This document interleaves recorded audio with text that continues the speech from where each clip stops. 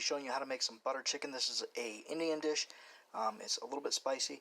I'm going to throw it over some rice, and on your screen you should be seeing the ingredients pop up. So that's what you'll need. Let's get to it. Alright, you need about 3 large boneless skinless, and then chunk it up about that size there. 1 large onion, diced up, and be careful because it'll make you cry. Mince you up for these boys. Ginger, peel and finely chop. These seasonings mixed together. 1 cup of chicken stock, 2 teaspoons of granulated sugar, 2 tablespoons of tomato paste or tomato puree, 2 14.5-ounce cans of diced tomatoes, whatever brand you prefer, 6 cardamom pods wrapped in cheesecloth and tied off with some twine. In a hot skillet, 3 tablespoons of butter, a tablespoon of veg oil. Hot butter and oil, you want to add them onions. Add that chicken. You want to cook this 5 to 6 minutes until the onions are soft and the chicken is sealed.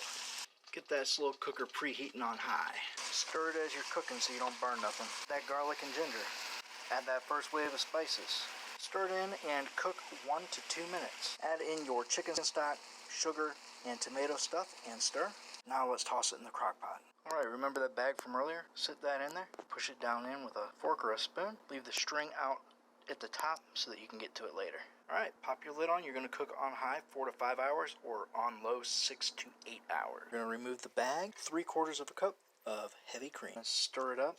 Get you a nice bed of white rice on your plate. Now just throw some of your chicken on top, and optionally you can add some of these crushed up. So there's dinner.